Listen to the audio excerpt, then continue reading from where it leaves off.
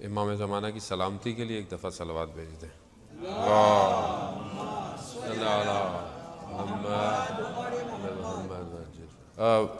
ہماری کوشش یہی ہے کہ یہ جو چند منٹ کی ہماری مجلس ہے، گو کہ وقت تھوڑا ہوتا ہے، لیکن ہم کوشش کریں گے کہ ان سے معصومین کی سیرت بیان کریں اور اس پہ کوشش کریں کہ کچھ ان کے حصوں پہ عمل کریں۔ آج دوسرا دن ہے۔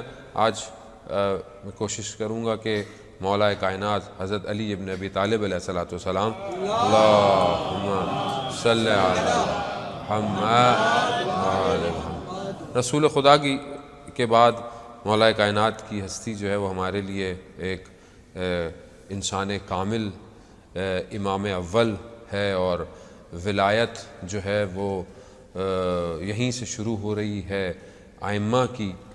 اور قرآن کی آیت میں نے پہلے بھی نیچے بھی عرض کیا، اور اس کی ایک اور تفسیر آپ کی خدمت میں کہ جہاں یہ آیت پڑھتے ہیں بسم اللہ الرحمن الرحیم، الف لام میم ذالک الکتاب لا ریب فیہ ھدی للمتقین۔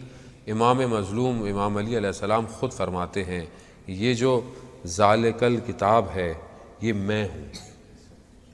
میں ہوں، یہ کتاب جس کے لیے پڑھا، خود لا ریب فیہ، اور اس میں کوئی شک نہیں ہے، یعنی میری ولایت پہ کوئی شک نہیں ہے۔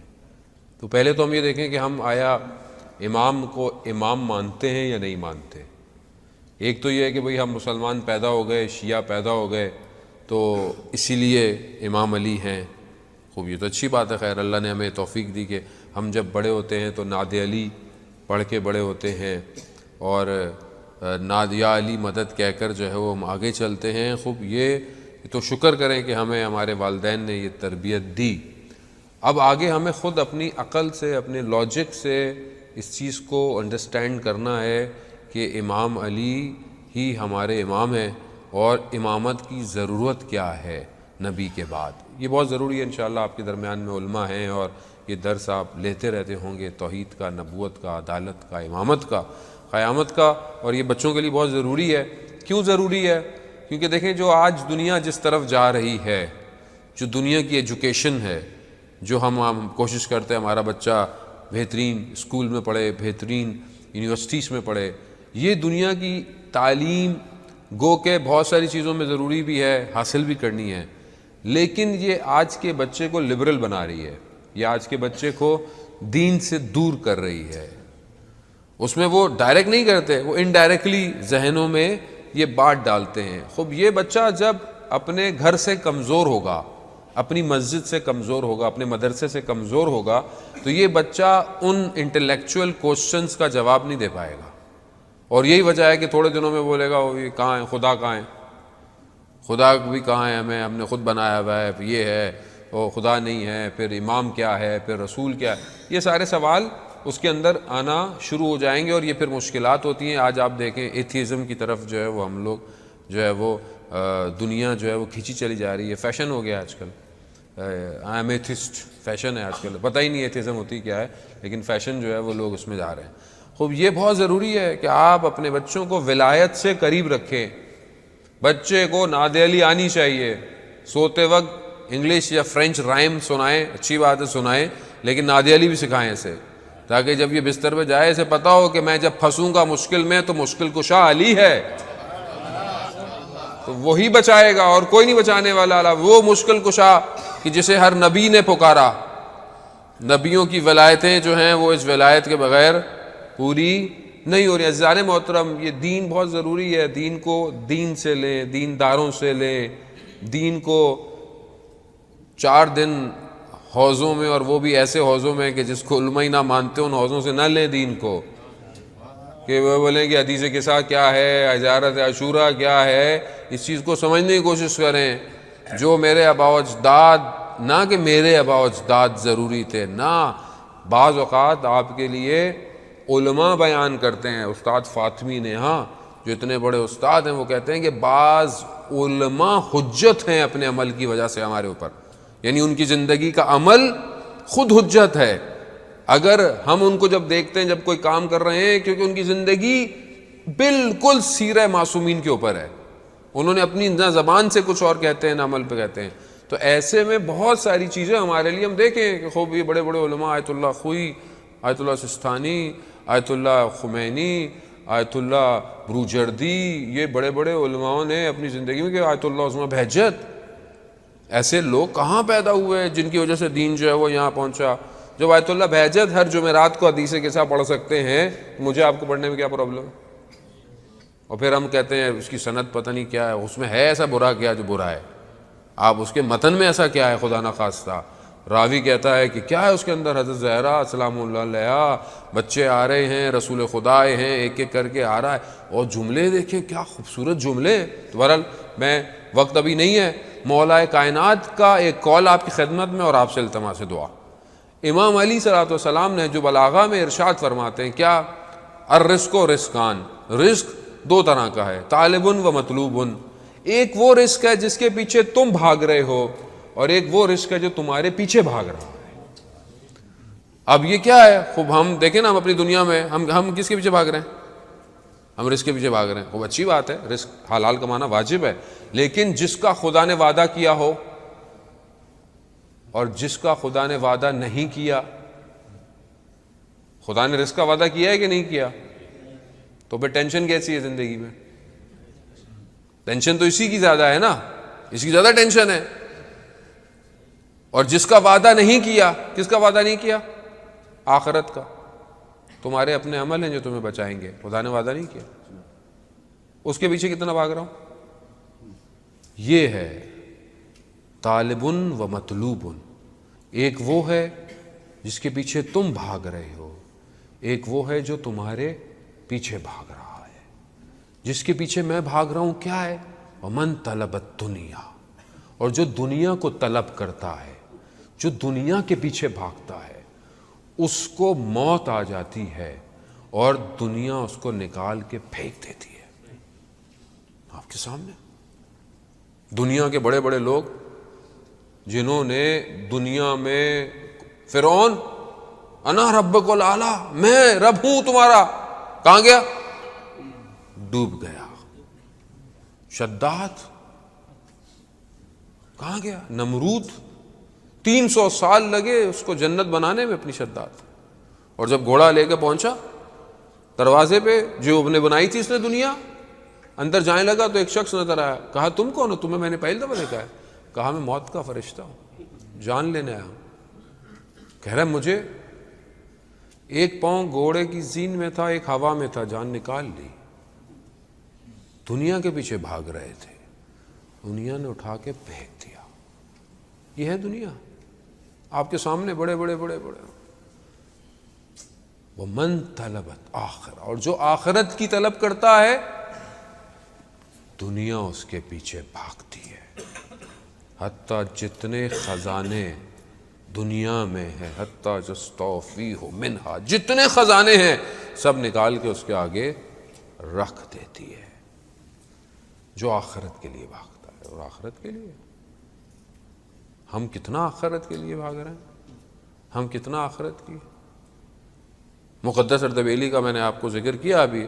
مقدس اردبیلی تہجد کی نماز، صبح کی نماز کے لیے برتن، بالٹی کنویں میں ڈالی پانی کے لیے، نکالا ہیرے جواہرات، کہا پروردگار میں نے تجھ سے پانی مانگا تھا واپس، پھر نکالا پھر ہیرے جواہرات، اب پروردگار مجھے پانی چاہیے، پھر ڈالا پھر نکالا، پھر 3 دفعہ کیا، ہیرے نکلے، مگر کہا نہیں مجھے نہیں چاہیے، مجھے وضو کے لیے پانی چاہیے۔ اللہ اکبر۔ یعنی جو آخرت کے پیچھے بھاگتا ہے، دنیا اپنے خزانے نکالنا شروع کر۔ عزیزان محترم، اور کتنی مثالیں آپ کے سامنے، دنیا سکڑ جاتی ہے۔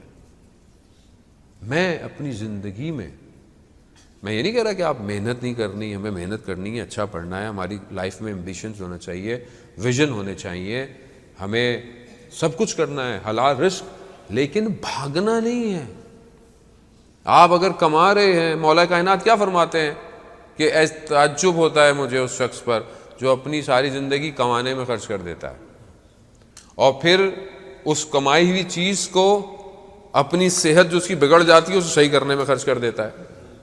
یعنی ساری زندگی کماتے رہے، بیمار ہو گئے، آخر میں بیمار پڑے، سارے پیسے بیماری میں لگ رہے ہیں۔ یہ تعجب ہوتا ہے مولا کا۔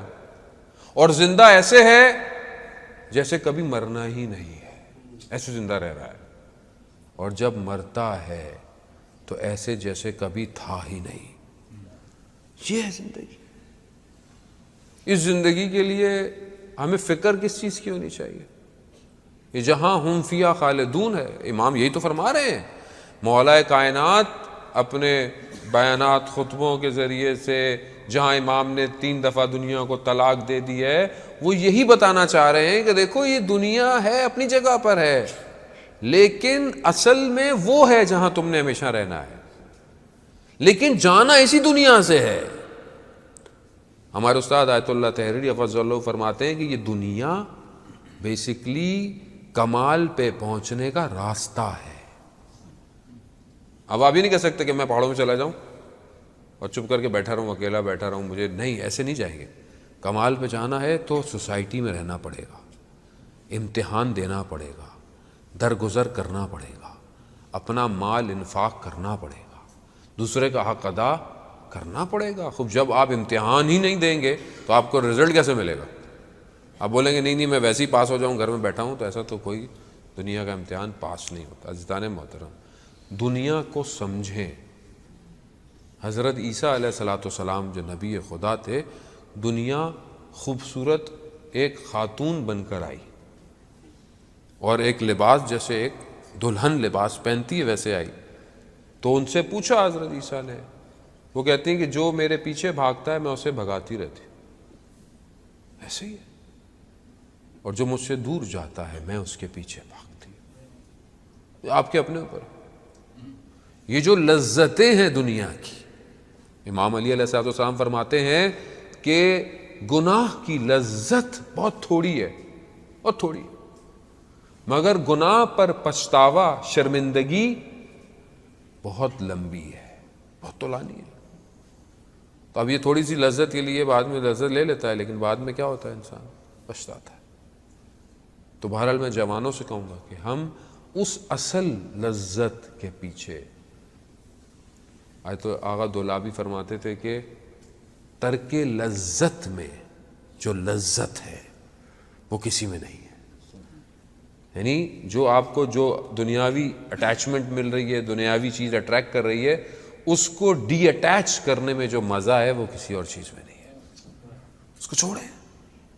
وہ کوئی چیز مل رہی ہے، کوئی دیکھ نہیں رہا، کوئی سن نہیں رہا، مگر میں کہوں پروردگار صرف تیری خاطر چھوڑ رہا ہوں، تیری خاطر، کوئی دیکھ نہیں رہا، کسی کو نہیں پتا، مگر تیری خاطر، صرف تیری خاطر۔ رجب علی خیاط کہ جن کی کتاب عشق کیمیا ہے، وہ یہی کہتے ہیں کہ اس مقام پہ کیسے پہنچے کہ گناہ آمادہ تھا، گناہ ریڈی تھا، کوئی تھا ہی نہیں گھر میں، گناہ تھا۔ تو انہوں نے کہا کہ میں 1 منٹ دروازہ بند کرنے دروازہ بند کرنے گئے، کہا پروردگار کوئی بھی نہیں دیکھتا، مگر میں تیری خاطر دروازہ بند نہیں کر رہا، کھول کے باہر جا رہا ہوں، تو میری خاطر کیا کرے گا؟ کہتے ہیں دروازہ کھول کر باہر گئے، اللہ نے حجاب ہٹا دیے سارے، اور وہ ایک خیاط یعنی ٹیلر تھا، اور اس مقام پر چلا گیا کہ جب مولا کے حرم میں جاتے تھے نجف، تو حرم سے اندر سے آواز اور گفتگو ہوتی تھی۔ اس عالم برزخ میں عالم برزخ کھل گیا، گناہ ترک کر دیا۔ خوب یہ سب ہمارے لیے بھی ہے، خدا ہمارے لیے بھی وہی ہے جو ان کے لیے تھا۔ خدا وہی ہے جو حضرت یوسف کا خدا تھا کہ 7 دروازے بند، اور حضرت یوسف نے کیا کہا؟ پروردگار تیری پناہ چاہتا ہوں۔ کہا یوسف پلٹ جاؤ، 7 دروازے کھل گئے۔ میرے آپ کے لیے بھی کھل سکتے ہیں اگر میں اور آپ کوشش کریں۔ عزیزان محترم، بہرحال مولا کائنات کی زندگی سے ہم درس لیں۔ مولا نے اپنی زندگی میں حق اور حق پر زندگی گزاری ہے، چاہے گھر میں ہو، گھر کے اندر کردار، یا باہر ہوں یا جنگ میں ہوں تو امام کا کردار، چاہے امام محراب میں ہوں تو مولا کی عبادت، چاہے شب کی تاریکی میں ہوں تو امام علی کی مناجات۔ مولا یا مولا انت المولا انا العبد، وَهَلْ يَرْحَمُ الْعَبْدَ إِلَّا الْمَوْلَى. یہ ایک چیز ماہ رمضان میں ہم لیں. اب یہ انشاءاللہ آپ مناجات پڑھیں گے شب قدر کے اندر، ترجمہ پڑھیں، دل سے بولیں مولا یا مولا انت المولا، تو میرا مولا ہے، تو میرا آقا ہے، میں تیرا بندہ ہوں. کیا تو رحم نہیں کرے گا جبکہ تو میرا آقا اور میں تیرا بندہ ہوں. مولا یا مولا انت الرازق انا المرزوق، تو رازق ہے، میں رزق لینے والا ہوں. تو رحم نہیں کرے گا جبکہ تو رازق ہے، میں مرزوق ہوں. اللہ، کیا دعا ہے، کیا مناجات ہے. خوب یہ اپنی زندگی میں لے کر آئیں. امام کے سچے ماننے والے تبھی کہلائیں گے. ایسے صرف نام سے یا علی کہتا رہوں اور زندگی میں علی نہ ہو، کیا کروں گا. عزیزان محترم، ماہ رمضان ہے. کل میں نے آپ کی خدمت میں حدیث بیان کیجئے. رسول خدا سے جب پوچھا مولا نے کہ بہترین عمل کیا ہے اس مہینے میں، تو کیا کہا بہترین عمل ورا ہے. اللہ نے جس کو حرام کیا اس سے بچو. یہ کہہ کر رسول خدا گریہ کرنے شروع ہو گئے. تو مولا کائنات کہتے ہیں رسول خدا گریہ کیوں کر رہے ہیں؟ کہا اسی مہینے میں آپ کے محاسن سرخ خضاب ہو جائیں گے، یعنی اسی مہینے میں آپ کو شہید کر دیا جائے گا، میں اس لیے گریہ. اللہ اکبر. ماہ رمضان ہے، شب ایام آگے آنے ہیں، آپ یقیناً سنیں گے، لیکن کیا بے چینی ہے، کیا انتظار ہے امام کو. امام کچھ شبوں سے باہر نکل کر دیکھ رہے ہیں چاند، آج کون سی تاریخ ہے. کبھی پوچھتے ہیں بابا کیا ہوا، آج تاریخ کیا ہے چاند کی. اللہ اکبر. یعنی گویا حضرت علی انتظار کر رہے ہیں اس وقت کا کہ جب اللہ سے ملنا ہے. یہ کہتے ہوئے آخری افطار کی، کیا افطار اور کیا سحری، ایک چیز کا انتخاب کیا، یا نمک کا یا دودھ کا، کہ گھر کی مرغابیاں بھی امام کو جانے نہیں دے رہی. اللہ اکبر. کتنی محبت ہے علی سے لوگوں کو. اس محبت کا اندازہ کہاں سے لگائیں گے. میں سارے مصائب نہیں پڑھتا، میں بس ایک جملہ کہوں گا عزیزان محترم اور التماس دعا.